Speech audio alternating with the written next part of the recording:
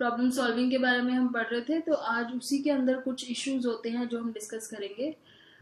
Topic का नाम है प्रॉब्लम्स विद प्रॉब्लम सॉल्विंग। के जब हम प्रॉब्लम सॉल्विंग करने बैठते हैं तो उसके अंदर हमें क्या प्रॉब्लम्स आती हैं, तो ये टॉपिक उस बारे में है।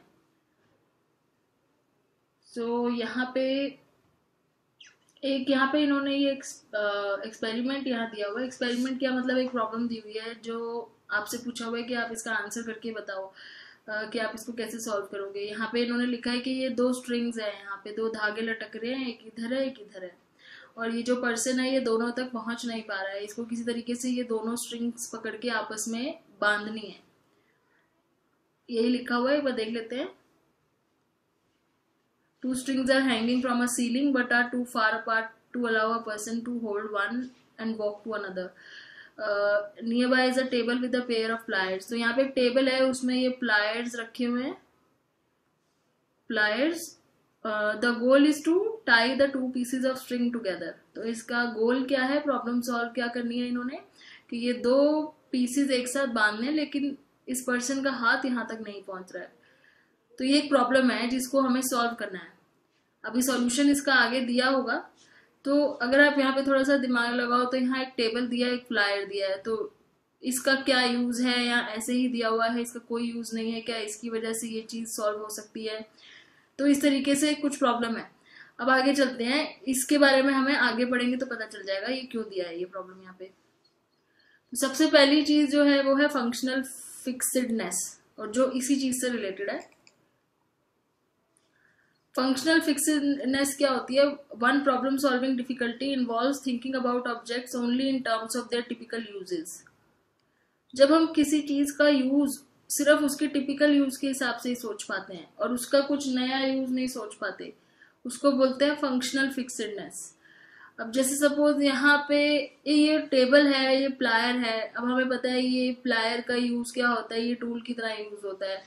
और ये टेबल जो होता है, ये बेसिकली टेबल का यहाँ पे क्या यूज हो सकता है। जब हम किसी चीज का टिपिकल यूज के अलावा कोई नए तरीके से उसका यूज नहीं सोच पाते हैं कि किस तरीके से उसको हम यूज कर सकते हैं अपनी नई प्रॉब्लम सॉल्व करने के लिए जो इससे रिलेटेड नहीं है, तो उसको बोलते हैं फंक्शनल फिक्सिडनेस। मतलब जैसे सपोज आपके घर में सीजर है, अब उस सीजर का आप काटने के अलावा और क्या यूज सोच सकते हो। तो कुछ चीजें ऐसी होती है जिसमें हमें लगता है कि ये काटने के अलावा तो किसी काम की है नहीं, तो उसको बोलते हैं फंक्शनल फिक्सिडनेस। लेकिन अगर हम उसी सीजर को और चीजों के लिए यूज कर लें, स्क्रू टाइट करने के लिए यूज कर लें, या और बहुत सारी चीजों के लिए अलग अलग तरीके से यूज करें, तो इसका मतलब हमने ये अपना फंक्शनल फिक्सिडनेस वाली जो प्रॉपर्टी है, हमारी टेंडेंसी है, उसको ओवरकम कर लिया है। तो फंक्शनल फिक्सिडनेस में क्या होता है कि हम जो चीज जिस चीज के लिए बनी है उसके अलावा उसका कोई और यूज सोच ही नहीं पाते हैं। ठीक है, उससे क्या होता है कि हमें एक क्रिएटिव सॉल्यूशन नहीं मिल पाते किसी प्रॉब्लम को सॉल्व करने के लिए। हमारे घर में जो चीजें हैं उसको हम बहुत तरीकों से यूज कर सकते हैं जो उस चीज के लिए बनी है, उसके अलावा भी। तो लेकिन क्योंकि हमने कभी उसको ऐसे कभी देखा नहीं है, एक्सपीरियंस नहीं है, कभी उसको सोचा नहीं बैठ के कि किस तरीके से यूज किया जा सकता है। अब जैसे यहाँ पे एक और प्रॉब्लम है कि जैसे स्क्रू ड्राइवर फिक्स करना होता है, स्क्रू फिक्स करना होता है, तो हम स्क्रू ड्राइवर ढूंढते हैं, लेकिन घर में और चीजें भी है, जैसे कि नाइफ को यूज कर सकते हैं, चाबी को यूज कर सकते हैं, कॉइन को यूज कर सकते हैं स्क्रू टाइट करने के लिए। लेकिन बिकॉज हमारे को ये टेंडेंसी होती है हम सब में फंक्शनल फिक्सिडनेस की कि स्क्रू है तो स्क्रू ड्राइवर से ही फिक्स होगा, तो हम स्क्रू ड्राइवर ढूंढने लग जाते हैं और जो चीजें अवेलेबल है उसका यूज नहीं करते। तो उससे हमारी प्रॉब्लम सॉल्विंग में थोड़ा सा टाइम लग जाता है, प्रॉब्लम सॉल्व होने में टाइम लग जाता है, क्योंकि हम उस प्रॉब्लम के लिए जो अप्रोप्रिएट टूल है उसी को ढूंढते हैं। तो इसको बोलते हैं फंक्शनल फिक्सिडनेस। सो यहाँ पे ये स्ट्रिंग वाली प्रॉब्लम जो है, इसको यहाँ पे जो है इसमें इन्होंने प्लायर और टेबल रखा है। दैट मीन्स फंक्शनल फिक्सिडनेस से रिलेटेड कुछ है इसका, कि यहाँ पे हो सकता है इस चीज का कुछ यूज और होगा जिससे हमारी प्रॉब्लम सॉल्व हो सके। जो हम जानते हैं हमेशा से प्लायर का यूज होता है, शायद उसके अलावा कुछ और यूज होगा यहाँ पे, या टेबल का कुछ और यूज होगा जिसकी वजह से ये प्रॉब्लम सॉल्व हो जाए।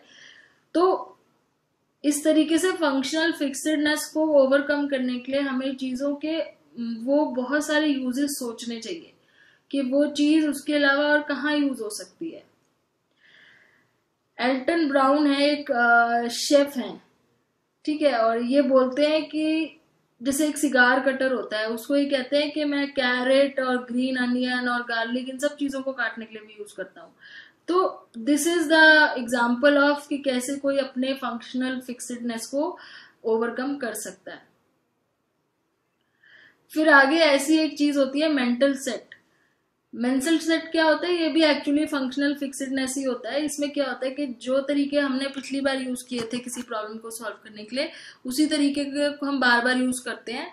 प्रॉब्लम चेंज हो जाती है, प्रॉब्लम थोड़ी सी और कॉम्प्लिकेटेड हो जाती है, लेकिन हमारा पैटर्न नहीं चेंज होता, हम वही पैटर्न यूज करते रहते हैं। तो इसमें लिखा हुआ है tendency for people to persist in using problem solving pattern that have worked for them in the past. तो जो चीजें पास्ट में उनके लिए काम करी है वो उसी तरीके से नई प्रॉब्लम्स को भी सॉल्व करने की कोशिश करते हैं, नया तरीका अपनाने की कोशिश नहीं करते हैं, नई चीज ट्राई करने की कोशिश नहीं करते हैं। अब यहाँ पे इसको समझाने के लिए एक प्रॉब्लम और दिया है, यहाँ पे इन्होंने डॉट प्रॉब्लम ये लिखा है यहाँ पे कि आपको इन जो डॉट्स है, कितनी डॉट्स है, 9 डॉट्स है, सबको आपने टच करना है, लेकिन सारी डॉट्स को क्रॉस होते हुए सिर्फ कितनी लाइंस बनानी है आपने? Draw 4 lines, 4 straight lines. 4 straight lines का मतलब है आप 1 हो गया, 2 हो गया, 3। तो ये नहीं होगा, इससे आपका प्रॉब्लम सॉल्व नहीं होगी। आपको हर एक डॉट को टच करना है, लेकिन उसकी जो लाइंस है वो 4 बननी चाहिए। हर एक डॉट को टच करते हुए 4 लाइंस बननी चाहिए। और किसी भी डॉट को आप 2 बार टच नहीं कर सकते। आप ऐसे नहीं कर सकते कि एक, फिर यहाँ दोबारा से एक, यहाँ से एक लाइन और ले ली आपने यहाँ से, जो तो इस डॉट पे 2 लाइनें आ गई, ऐसे नहीं कर सकते। एक डॉट को एक ही बार टच कर सकते हो, और सबको आपस में सारे डॉट्स को आपने क्रॉस मतलब टच करते हुए जाना है और 4 लाइनें ड्रॉ करनी है। So can you draw 4 straight lines so that they pass through all 9 dots? तो 4 स्ट्रेट लाइन होनी चाहिए और हर डॉट से पास होनी चाहिए विदाउट लिफ्टिंग योर पेंसिल। सबसे इंपॉर्टेंट पॉइंट तो ये है, आपकी पेंसिल या पेन ऊपर उठना नहीं चाहिए, आपने कॉन्टिन्यूसली करना है, कॉन्टिन्यूसली उसको करना है। जैसे 1 2 3 4 5 कॉन्टिन्यूसली किया, सबको टच किया, लेकिन फिर भी वो नहीं था क्योंकि 5 लाइनें बनी, मेरी 4 बननी चाहिए। और without touching any dot more than once, किसी भी डॉट को एक से ज्यादा बार टच नहीं करना है। तो ये प्रॉब्लम दी हुई है। अब मेंटल सेट क्या होगा? हम पुराने तरीके ही यूज करेंगे जो अभी तक हम यूज करते हुए आते हैं इस तरह की प्रॉब्लम में। हम वही सब चीजें यूज करेंगे। हमने आज तक इस तरह की प्रॉब्लम सॉल्व करने के लिए जिस तरह के तरीके यूज करें, हम कोशिश करेंगे कि वही तरीके हम यूज करें। ये हमारा ये टेंडेंसी होती है सबकी, मेंटल सेट होता है सबका कि जो मेथड्स हम पहले यूज करते आ रहे वो करें। अब यहाँ प्रॉब्लम चेंज हो गई है, थोड़ी सी कॉम्प्लिकेटेड हो गई है, लेकिन हमें इससे क्रिएटिव आंसर नहीं मिल रहा है इसको सॉल्व करने के लिए। सो मेंटल सेट में क्या होता है कि जो सॉल्यूशन पहले पास्ट में हमारे लिए काम करे थे, हम उसी को यूज करने की कोशिश करते हैं। पीपल आर ऑफन हेजिटेंट और even unable to think of any other possibility. तो या तो हेजिटेंट होते हैं या फिर हम नई पॉसिबिलिटी सोच ही नहीं पाते हैं। तो अगर आप इस प्रॉब्लम को ट्राई करो वीडियो को पॉज करके किसी तरीके से सॉल्व करने की, कि आपको 4 स्ट्रेट लाइंस बनानी है और सारी डॉट से पास होते हुए जानी चाहिए वो चारों स्ट्रेट लाइन, और कोई भी डॉट को आपने 2 बार टच नहीं करना है, और पेंसिल लिफ्ट नहीं होनी चाहिए आपकी, उठनी नहीं चाहिए बनाते टाइम। तो ये इसका सॉल्यूशन भी आगे आपको मिलेगा जब हम आगे पेज 264 पे जाएंगे। लेकिन ये इन्होंने ये प्रॉब्लम जो दी है एक तरीके से आपको दिखाने के लिए कि आप क्या इसमें कोई क्रिएटिव तरीका यूज करते हो इसको सॉल्व करने के लिए। अगर आप इसको सॉल्व कर सकते हो क्रिएटिवली, तो आपके अंदर मेंटल सेट वाली जो टेंडेंसी है वो कम है। तो ये है इसका मतलब। फिर आता है confirmation bias, another barrier to logical thinking called confirmation bias. It is a tendency to search for evidence that fits one belief. Confirmation bias क्या होता है कि जो चीज हम मानते हैं ना, हम उसी के प्रूफ जो है उसको ढूंढते हैं और उसी के प्रूफ याद रखते हैं, और जो चीज हमारी मानी हुई चीज के ऑपोजिट होती है उसको हम भूल जाते हैं।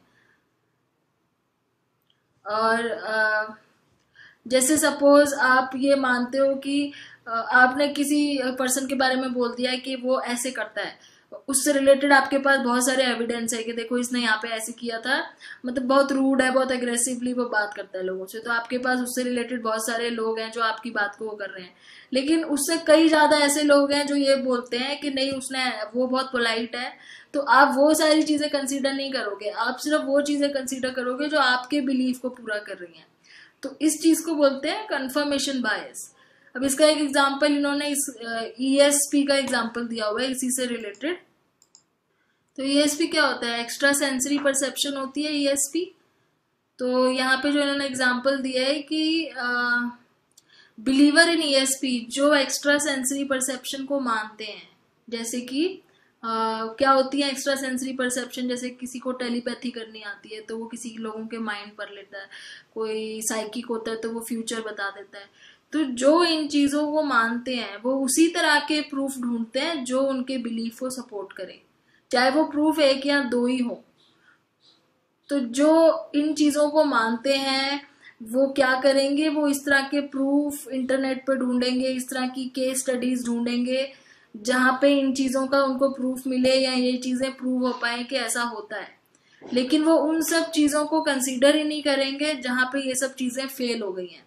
तो इस चीज को बोलते हैं कंफर्मेशन बायस, कि जो चीज हम मानते हैं ट्रू है, हम उसी से रिलेटेड उसके जो एविडेंस होते हैं, चाहे वो कम एविडेंस हो बहुत, हम उसको याद रखते हैं, और जो हमारे बिलीफ के उल्टा होता है उन चीजों को हम अपने माइंड से बाहर निकाल देते हैं।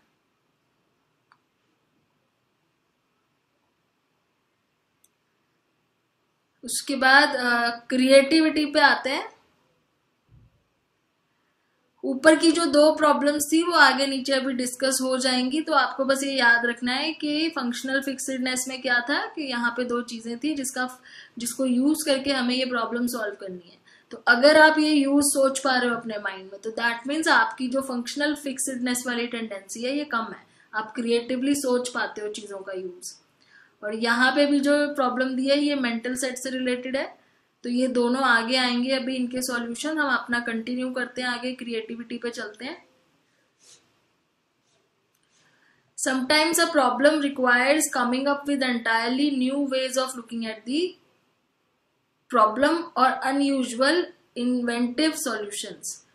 तो सिंपली ये लाइन बोल रही है कि कभी कभार कुछ प्रॉब्लम्स ऐसी होती हैं जिसमें हमें नए तरीके सोचने पड़ते हैं किसी भी प्रॉब्लम को सॉल्व करने के लिए, पुराने तरीके काम नहीं करते, उसको बोलते हैं क्रिएटिविटी, जिसमें हम आइडियाज कंबाइन करते हैं नए तरीके से और नए सॉल्यूशंस ढूंढने की कोशिश करते हैं। क्रिएटिविटी के अंदर दो टाइप की थिंकिंग्स आएंगी, एक आएगी डाइवर्जेंट थिंकिंग और एक आएगी कन्वर्जेंट थिंकिंग। सो कन्वर्जेंट थिंकिंग का मतलब है जब प्रॉब्लम का एक ही सॉल्यूशन होता है, उसको बोलते हैं convergent thinking.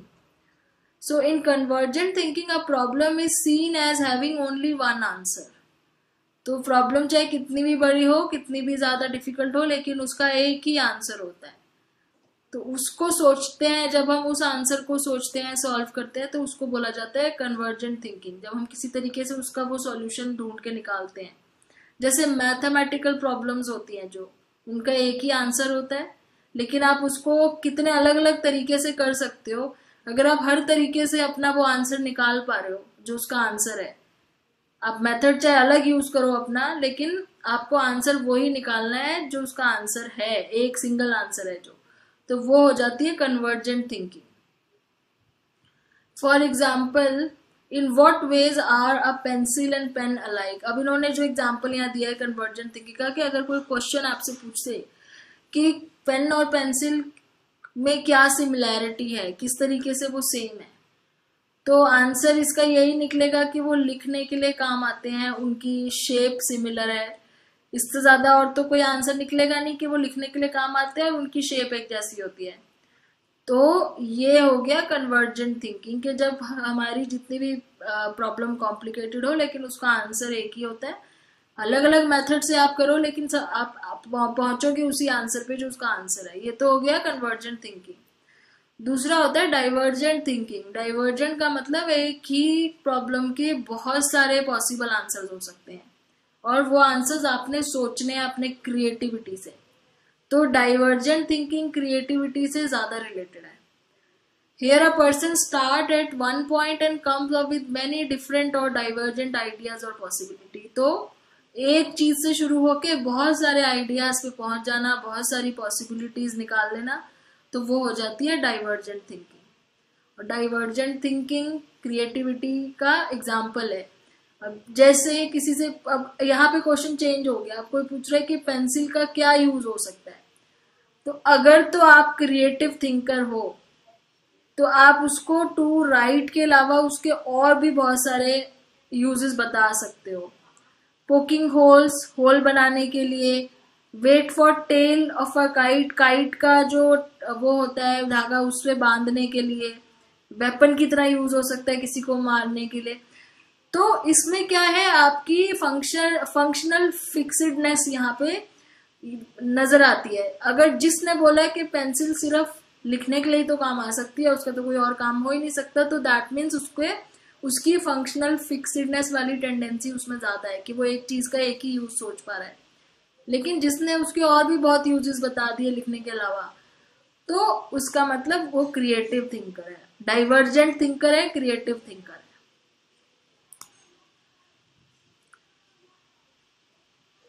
Most productive period of divergent thinking for those people tend to occur when they are doing some task or activity that is more or less automatic. ये एक चीज जो है रिसर्चर्स को पता चली है कि जो लोग बड़े क्रिएटिव होते हैं ना, उनकी क्रिएटिविटी वाली जो उनके अंदर जो आती है, जो आइडियाज आते हैं ना माइंड में, क्रिएटिव आइडियाज, वो मोस्टली तब आते हैं जब वो कोई ऐसा काम कर रहे हो जो काम ऑटोमेटिकली हो रहा होता है। जैसे वॉकिंग कर रहे हो, वॉकिंग करते करते सोचते हुए जाते हैं, तब उनको क्रिएटिव आइडियाज आते हैं ज्यादा। या स्विमिंग कर रहे हो, तो जब वो इस तरह का टास्क कर रहे होते हैं जो टास्क में उनको कॉन्शियसली ध्यान नहीं देना ज्यादा, तो उसमें क्या होता है कि उनकी एक कुछ परसेंटेज ऑफ कॉन्शियस तो उस काम में होती है, और बाकी सारी जो कॉन्शियसनेस है उसकी प्रॉब्लम की सॉल्यूशन ढूंढने में लगी होती है।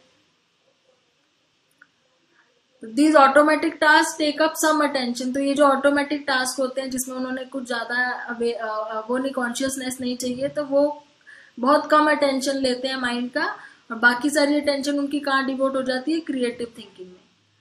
तो ज्यादातर ऐसे ही होता है कि जब हम कोई चीज देख रहे हैं, जिसमें अब टीवी देख रहे हो, आपका ध्यान टीवी में है थोड़ा सा, लेकिन आपका माइंड कुछ ना हो कुछ और सोच रहा है, किसी प्रॉब्लम का सॉल्यूशन सोच रहा है, तो उस टाइम पे आपको आइडियाज ज्यादा आते हैं, क्योंकि आपका फोकस सॉल्यूशन पे पूरा तरीके से नहीं होता, आधा माइंड कहीं पे डिवाइडेड होता है, और बेसिकली जो अनकॉन्शियस या दूसरा ऑल्टर जिसको कहेंगे ऑल्टरनेट कॉन्शियस आपकी है, वो आपके सॉल्यूशन के बारे में सोच रही होती है।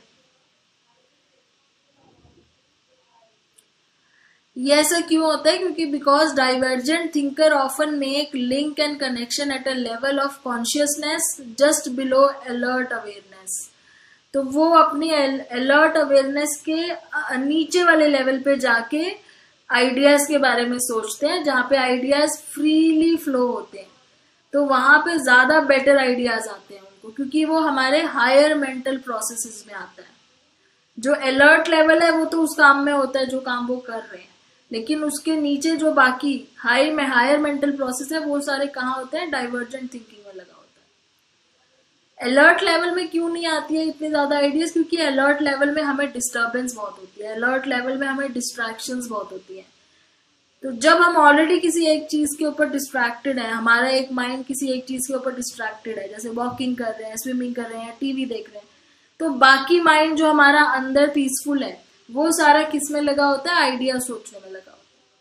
तो इस तरीके से काम करते हैं क्रिएटिव थिंकर। तो ऐसा हम सबके साथ ही होता है, आप कभी ध्यान दो या ना दो, जब आप किसी एक चीज में लगे होते हो जो ऑटोमेटिकली, जिसमें आपको इतना ध्यान नहीं देना, आप ऑटोमेटिकली कर रहे हो, उसके पीछे ही पीछे आपके माइंड में कुछ और थॉट चलते हो। ड्राइविंग भी जैसे इसमें से एक चीज है, आप ड्राइव कर रहे हो कोई ऐसी जगह पे जहाँ आप डेली जा रहे हो अपने ऑफिस में, वहां पे आपको इतना ज्यादा रास्ता देखने की जरूरत नहीं है, आपको पता है कि आपने कहाँ जाना है, आप बहुत बार जा चुके हो, तो आपको एग्जैक्टली रास्ता देखना नहीं पड़ता है हमेशा कि लेफ्ट जाने की राइट। ऑटोमेटिकली आपका कॉन्शियसनेस ड्राइव करके आपको ले जा रहा होता है, और बाकी माइंड आपका कुछ ना कुछ सोच रहा होता है कि ऑफिस में जो प्रॉब्लम है वो कैसे सॉल्व करनी है या कैसे करना है।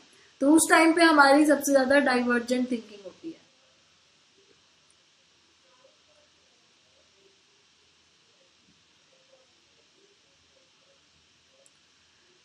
Divergent thinker will obviously be less prone to some of the barriers to problem solving such as functional fixedness. तो ये सिंपल सी बात है, वो कह रहे हैं कि डाइवर्जेंट थिंकर को इस तरह की प्रॉब्लम कम आती है, जैसे फंक्शनल फिक्सेडनेस, तभी तो वो डाइवर्जेंट थिंकर हुए। एग्जाम्पल है जैसे कि आप अगर देखो बाहर अगर बारिश हो रही है और आप ऑफिस में अपने, तो आप उसमें नोट कर सकते हो कि कितने लोग ऐसे हैं जो अपने बैग को अम्ब्रेला बना के जाते हैं और कितने लोग ऐसे हैं जो बारिश खत्म होने की वेट करते हैं। जो लोग वहां खड़े हैं बारिश खत्म होने की वेट कर रहे हैं, दैट मीन्स उनका डाइवर्जेंट थिंकिंग काम नहीं कर रहा है, उनके अंदर फंक्शनल फिक्सेडनेस है कि अम्ब्रेला होगा तो ही तो बारिश में जा पाएंगे। जो लोग अपने बैग को या किसी और प्लास्टिक की चीज को यूज करके निकल जाते हैं बारिश में भी, तो दैट उनका क्या है, डाइवर्जेंट थिंकर है, वो उनके अंदर फंक्शनल फिक्सेडनेस कम है। तो बहुत ही कॉमन से एग्जांपल्स दे रखे हैं जो हम डे टू डे नोट कर सकते हैं। अब आते हैं इसका सॉल्यूशन देख लेते हैं पहले। यहाँ पे इन्होंने जो प्लायर दिया था उसका क्या यूज था, the solution to the string problem is to use the plier as a pendulum to swing the second string closer to you. तो बेसिकली प्लायर इसलिए दिया था क्योंकि ये वाला जो धागा था इसको प्लायर से बांध के इसको पेंडुलम की तरह हिलाओ, तो क्या होगा, जब वो घूम के इधर आएगा तो वो इसके हाथ के पास पहुंच जाएगा, और ये धागा तो ऑलरेडी पकड़ा ही हुआ था, तो दोनों धागे पकड़ के आपस में टाई करना इजी हो जाएगा। प्रॉब्लम क्या थी कि ये धागा इसके पास नहीं था, इसका हाथ नहीं पहुंच रहा था इस पे। तो प्लायर का क्या यूज हो सकता था, जो हमें प्लायर दिया था यहाँ पे, कि उसको बांधो और उसको पेंडुलम की तरह हिलाओ, वेट की वजह से वो धागा इधर आएगा और उससे वो इसको यहाँ पे इसको पकड़ के रखा हुआ है और ये जब इधर आएगा तो इसको कैच कर लेगा। तो ये था कि किस तरीके से हम प्लायर का एक यूज और सोच सकते हैं जिसके लिए यूज नहीं होता। और जो डॉट वाली प्रॉब्लम थी नीचे, उसका सॉल्यूशन ये वाला है। हम लोग जनरली यही मेथड यूज करते हैं ना, क्योंकि हमने पुराने सारे मेथड इस तरह के यूज करे हैं जिसमें हम बाहर नहीं निकलते हैं, डॉट के एरिया के अंदर ही रहते हैं।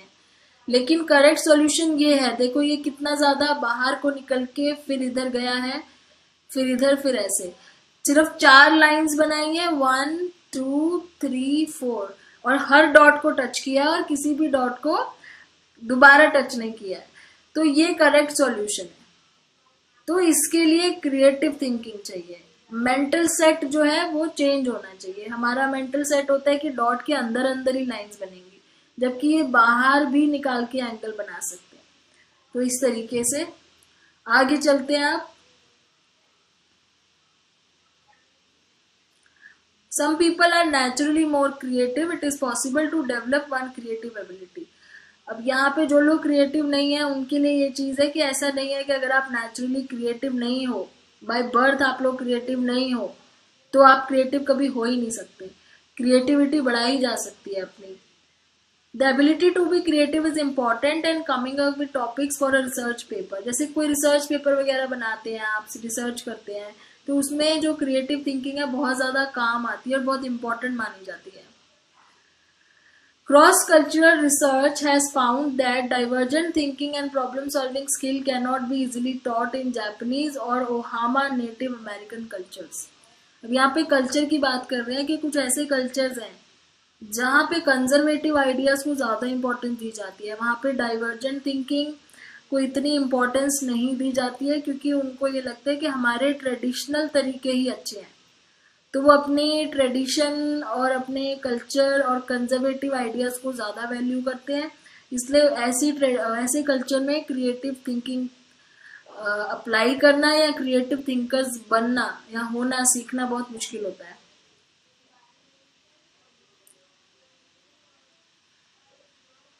अब कैसे हम अपनी क्रिएटिविटी को, many people have the idea that creative people are also little different. एक चीज और यहाँ एक लाइन लिखी हुई है कि बहुत लोगों को ऐसा लगता है जो बहुत क्रिएटिव लोग होते हैं वो थोड़े से अलग होते हैं, थोड़े से एबनॉर्मल होते हैं, वो अलग तरीके से रहते हैं, अलग तरीके से दिखते हैं, जैसे आर्टिस्ट होते हैं या म्यूजिशियंस होते हैं जो जनरली अपने आप को थोड़ा अलग रखते हैं दूसरे लोगों से।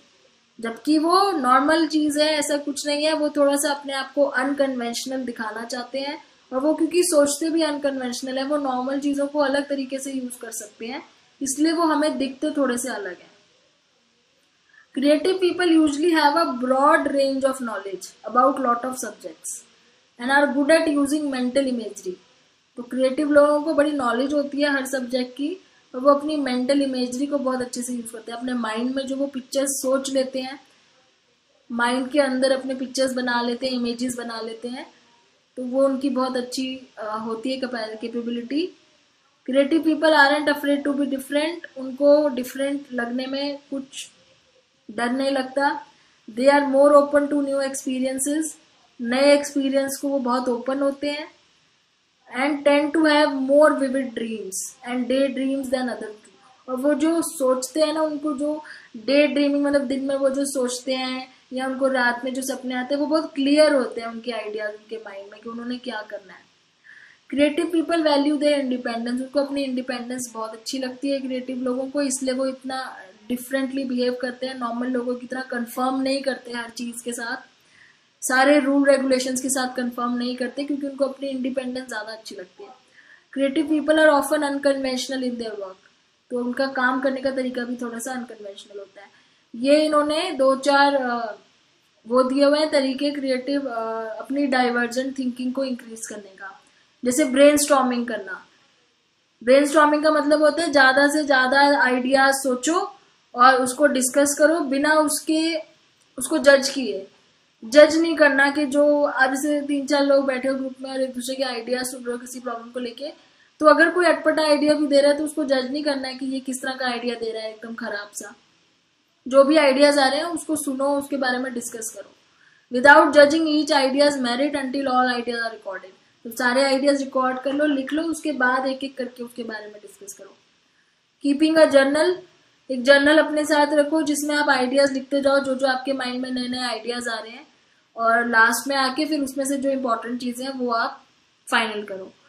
फ्री राइटिंग, जो ये भी वही है, फ्री राइटिंग जैसे जर्नल वाली चीज है कि write down and record everything that comes to your mind. आपके माइंड में जो भी आ रहा है उसको लिखते जाओ, और जब सारी चीजें आप लिख लो, लास्ट में उसको ऑर्गेनाइज कर लो, एंड ऑफ द डे उसको ऑर्गेनाइज कर लो। Mind and subject mapping, start with the central idea and draw map. एक सेंट्रल आइडिया लिखो पहले, और उसके आसपास उससे रिलेटेड आपको जो भी आइडियाज आ रहे हैं उसको मैप की तरह आप ड्रॉ कर लो। मतलब बीच में एक सेंट्रल आइडिया लिख के उससे रिलेटेड आपको जो जो चीजें आ रही है ऐसे उसके आसपास आप लिखते जाओ। तो ये हो गया माइंड मैपिंग। प्रॉब्लम सॉल्विंग का टॉपिक खत्म हो गया। इसमें हमने क्या पढ़ा, फंक्शनल फिक्सेडनेस पढ़ा, मेंटल सेट पढ़ा और confirmation bias.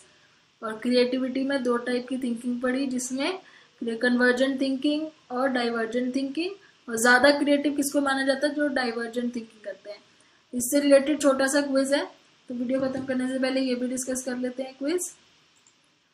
Question number 1, Al goes out one frosty morning to find that his car is covered with a layer of thick frost. He needs to get to work and look for his ice scraper. Unable to find it, he thinks a moment, goes into the house and returns with a hard plastic spatula from the kitchen. In using a spatula as a makeshift ice scraper, Al has overcome. Question ये कह रहा है कि L को office जाना है सुबह, और सुबह जब वो बाहर निकलता है तो कार में उसके बर्फ जमी हुई है। अब उसको हटाने के लिए, बर्फ को हटाने के लिए आइस स्क्रैपर यूज करता है, वो उसको नहीं मिल रहा है। तो उसने सोचा बर्फ कैसे हटाऊंगा, उसने थोड़ी देर सोचा, फिर वो किचन में अंदर गया और वहां से एक प्लास्टिक का स्पैचुला लेके आया उसको बर्फ को हटाने के लिए। तो दैट मीन्स उसने अपनी कौन सी वाली प्रॉब्लम ओवरकम करी है यहाँ पे। तो इसका आंसर है फंक्शनल फिक्सेडनेस, क्योंकि उसने स्पैचुला का यूज आइस स्क्रैपर की तरह यूज करने के लिए सोचा। तो दैट मीन्स उसको ये पता है कि अगर कोई चीज अवेलेबल नहीं है तो दूसरी चीज को भी हम यूज कर सकते हैं अपनी प्रॉब्लम को सॉल्व करने के लिए। उसके बाद next, Randall believes that aliens crashed in the western United States in 1950s. When looking for information about this on the internet, he ignores any site that are skeptical of his belief. and only visits and talks with his friend about the site that support his belief. तो Randall believe करता है aliens के ऊपर, और उसको ये लगता है कि वेस्टर्न यूएस में 1950s में एलियंस आए थे। जब वो इंटरनेट पे देखता है तो वो ऐसी साइट्स भी देखता है जहाँ पे इस चीज को वो करा हुआ है, फॉल्स लिखा हुआ है कि ये गलत इन्फॉर्मेशन है, लेकिन वो वाली साइट्स को इग्नोर कर देता है, सिर्फ उन्हीं साइट्स को देखता है जिसमें इस चीज को सपोर्ट किया हुआ है, और अपने दोस्तों को भी वो उन्हीं साइट के बारे में बताते हैं जिसमें उसके इस बिलीफ को कि एलियंस आए थे उसको सपोर्ट किया हुआ है। तो ये किस चीज का एग्जाम्पल है? ये एग्जाम्पल है कंफर्मेशन बायस का, कि जो चीज हम मान रहे हैं हम उसी के प्रूफ को ढूंढते हैं, और जो चीजें उसके अगेंस्ट है उसको हम इग्नोर कर देते हैं। उसके अलावा question number 3, when a problem is seen as having only one answer with all the lines of thinking leading to that answer. तो जब किसी प्रॉब्लम का एक ही आंसर होता है तो उसे हम क्या बोलते हैं? Convergent thinking. Next is, which of the following statements about creative people is true. तो क्रिएटिव लोगों के लिए कौन सी स्टेटमेंट ट्रू है? They are not very good at mental imagery, ये फॉल्स है। They are not afraid to be different, ये बिल्कुल ठीक है। तो बाकी दोनों फॉल्स होंगी। दे वैल्यू देयर डिपेंडेंस, ये गलत है क्योंकि इंडिपेंडेंस को वैल्यू देते हैं। They are often very conventional, conventional नहीं होते, अनकन्वेंशनल होते हैं। तो यहाँ पे ये क्विज खत्म हो गया। नेक्स्ट इंटेलिजेंस वाला टॉपिक है। तो यहाँ पे इन्होंने इंटेलिजेंस वाले में एलेक्स और की पैरेट के बारे में कुछ बात करी हुई है। तो अगर आपने वो वीडियो नहीं देखी है अभी भी तो वो देख लेना, उसका लिंक आपको नीचे फर्स्ट वीडियो में मिल जाएगा जब हमने ये चैप्टर शुरू किया था उसमें। तो इसको अब नेक्स्ट वीडियो में बात करते हैं, यहाँ से पढ़ते हैं। Thanks for watching.